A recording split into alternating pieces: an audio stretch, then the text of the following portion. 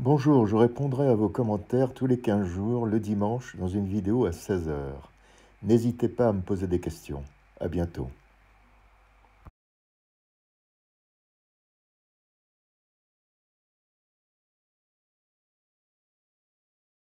Bonjour, aujourd'hui je vais vous parler de mon premier reportage en Somalie.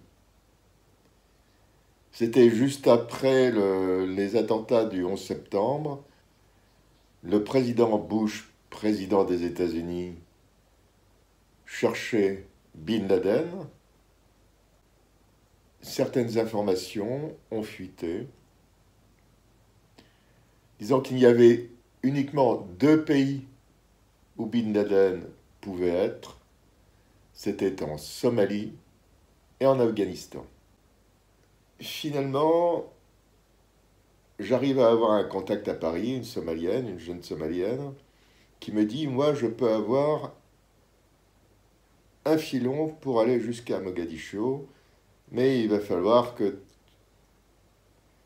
tu fasses un vrai parcours.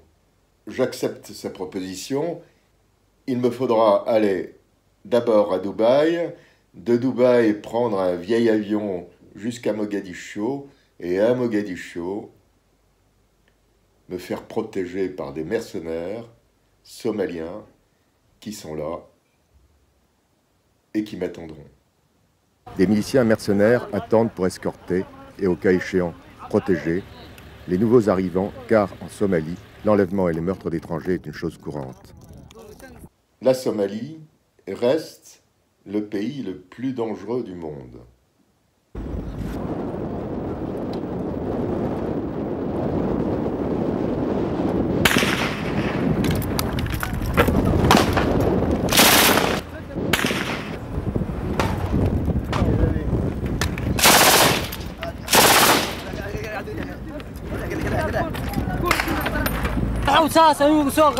J'ai vu sa tête, je l'ai raté. Et les deux autres qui étaient sur le mur, est-ce qu'ils ont tiré? Faites attention, nous ne sommes pas encore arrivés.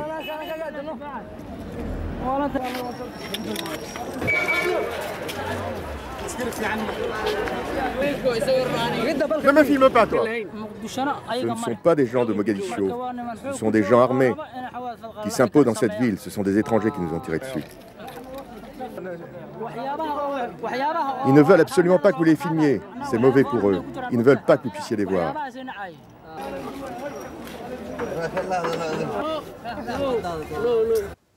Mon contact à Mogadiscio est un jeune Somalien qui deviendra un de mes amis. Il sera mon guide à travers Mogadiscio, qui est donc tenu par 4 chefs de guerre. De la ville, il ne reste pas grand-chose. Ici, on s'est battu pendant plus de 10 ans entre clans ennemis, chacun voulant étendre son influence, son territoire. 4 clans ennemis qui se sont affrontés à l'arme lourde, au corps à corps. 10 ans de tueries quotidiennes, de viols, d'assassinats d'innocents. Après avoir chassé les Nations Unies dans de sanglants affrontements, Nations Unies venues en Somalie pour aider la population qui meurait de faim et de soif, des centaines de milliers de femmes et d'enfants sont maintenant livrés à eux-mêmes, à la violence quotidienne des clans. Ici, c'est le chaos. Les armes, encore les armes, sont le seul langage connu des bandes armées. Nul autre pouvoir n'est reconnu. Pourtant, il y a eu des traités de paix, des réunions interafricaines pour faire sortir ce pays de la tourmente. J'arrive dans un hôtel, c'est un blocos. On ne peut, quand on rentre à l'intérieur, on ne peut plus sortir. C'est pas possible. Les gardes armés sont partout et ils refusent absolument que tu puisses sortir. Dans l'hôtel, transformé en place forte, impossible de sortir sans escorte. La porte reste infranchissable. Ouais.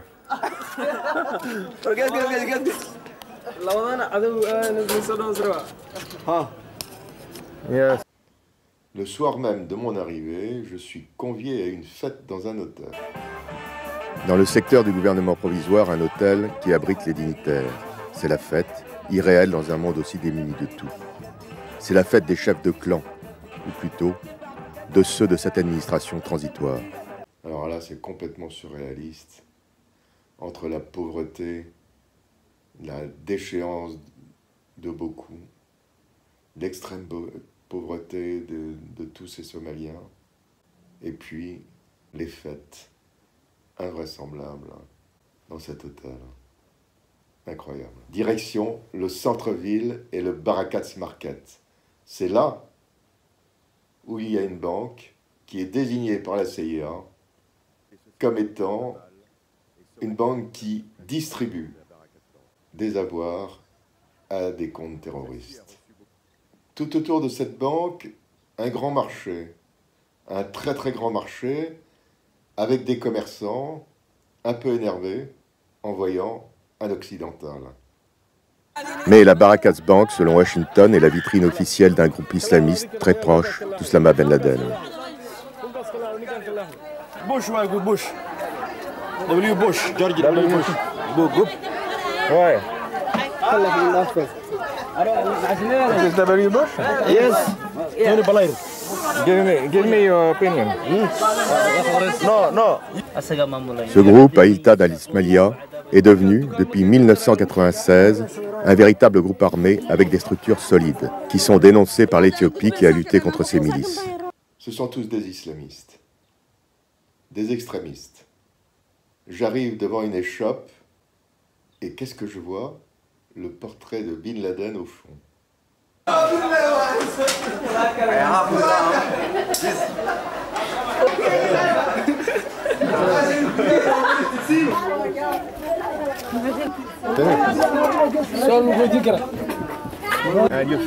Je suis prêt à me battre contre les Américains et les Britanniques. Je suis prêt à aller en Afghanistan. Oui, je suis prêt.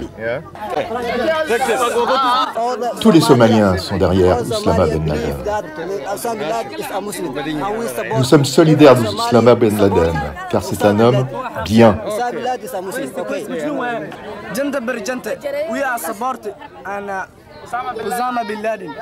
Nous sommes solidaires d'Oussama Ben Laden, car c'est un homme bien. Nous sommes prêts à combattre les Américains, les Anglais et les Français. Qu'est-ce que vous pensez de Ben Laden? Il défend la religion et les infidèles le cherchent pour le tuer. Y a-t-il des groupes de Ben Laden ici? Oui, il y a des groupes ici. Oui, il y a des groupes ici. Ici en Somalie? Oui, en Somalie. Beaucoup de Somaliens les encouragent.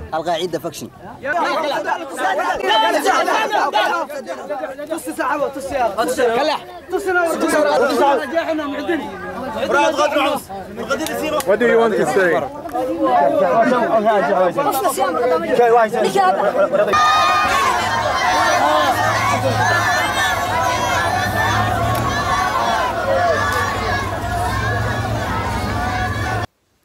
Alors, la grande famine en Somalie, il y a quelques années, avait fait des centaines de milliers de morts. Mais maintenant, il y a un manque d'eau. Les enfants meurent du choléra et de la déshydratation. Les ONG comme Médecins du Monde ne sont plus présentes. Il y a eu trop d'enlèvements. Ce n'est plus possible. Par contre, les ONG saoudiennes sont très très présentes. Elles remplacent complètement nos ONG à nous. Les infirmières portent le tchador. C'est une volonté d'islamisation de la population. Il y a des relais d'associations caritatives, des ONG qui, sur le terrain, font du bon travail, soignent et s'imposent face aux Occidentaux de plus en plus déstabilisés en Somalie. Car des attaques contre leurs locaux, pillages et prises d'otages ont été leur lot quotidien. Les Somaliens travaillant pour eux risquent leur vie, comme cet homme travaillant pour l'aide internationale contre la faim qui a été exécuté dans l'exercice de ses fonctions. Nous sommes aux urgences de SOS Children.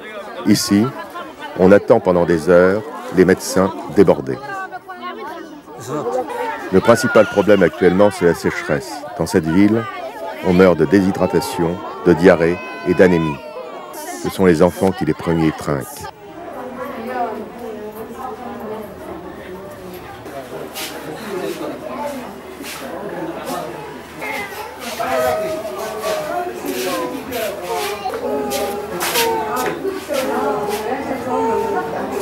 Dans cette salle de soins, les enfants ne sont plus que l'ombre d'eux-mêmes. Ici, l'espoir ne fait pas partie du vocabulaire. Sur la trentaine d'enfants soignés, une dizaine seront morts ce soir.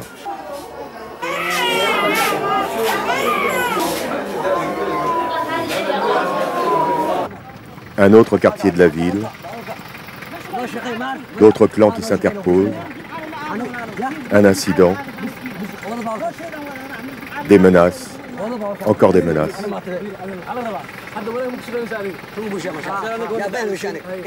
Puis, par chance, on nous laisse passer.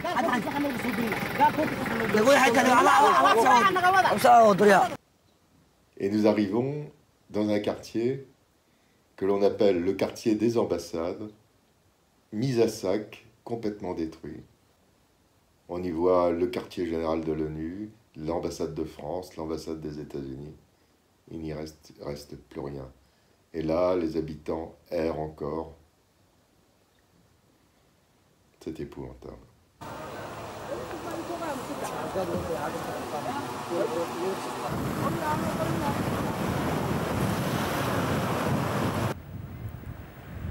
Ces quelques gravats, ces carcasses de chars abandonnés en pleine mer, ces ruines sont ce qui reste du quartier général de l'ONU à Mogadiscio.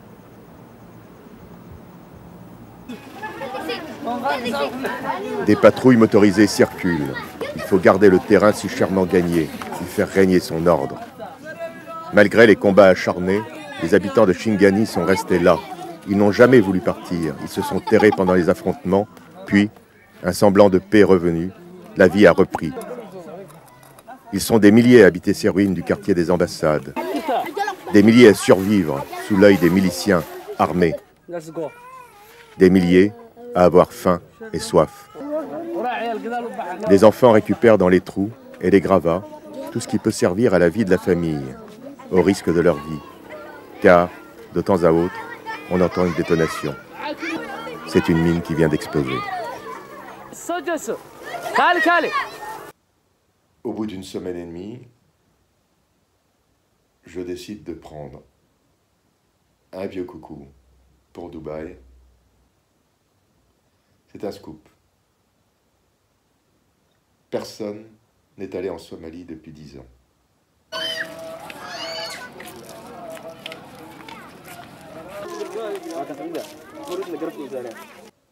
Bon, eh bien écoutez,